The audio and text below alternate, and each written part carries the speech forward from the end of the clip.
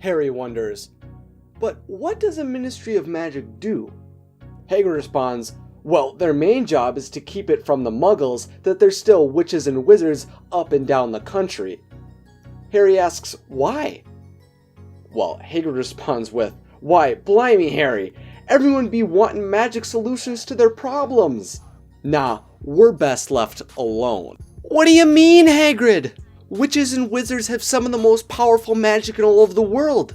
But instead of being able to use them, they have to hide them? The Wizarding World has a whole group of people that are dedicated to finding wizards who expose their magic to Muggles. But why is this? You would think the less powerful group, aka the Muggles, would be the ones who would be hiding instead of the transfiguring, potion brewing wielders of magic. Hello, I'm Isaac from What's So Videos, where we discuss fun topics for fun people, and today I'm going to figure out why wizards hide from Muggles.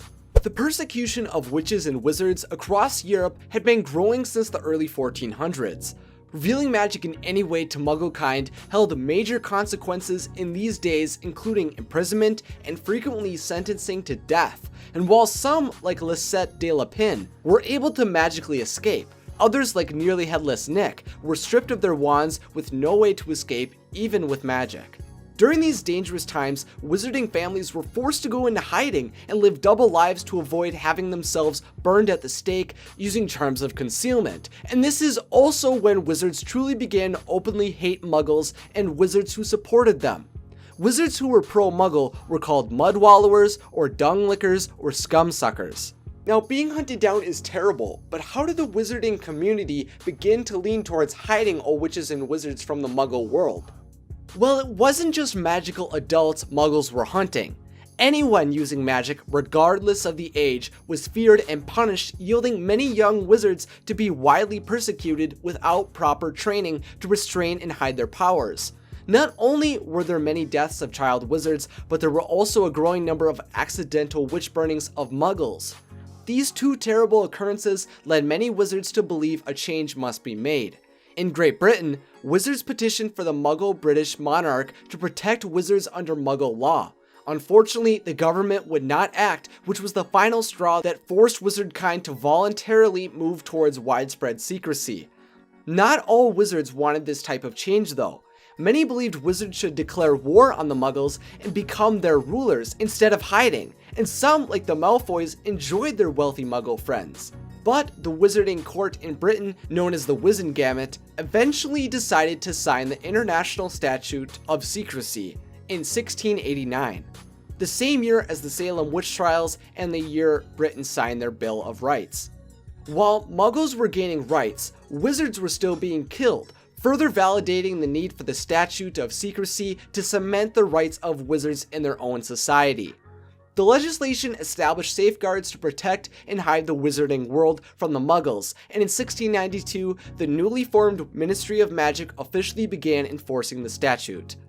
After many years of careful hiding and enforcement of the Statute of Secrecy, the belief magic is real in Muggle communities had all but faded away. With overseement by the improper use of Magic Office and the misuse of Muggle Artifacts Office, along with the use of Muggle repelling charms, memory erase spells, and the occasional Confuse charms, the wizarding world no longer allowed Muggles to know of their existence. The only Muggles who really know of the wizarding world are Muggles related to wizards and the Muggle Prime Minister, who remains in good relations with the Ministry of Magic.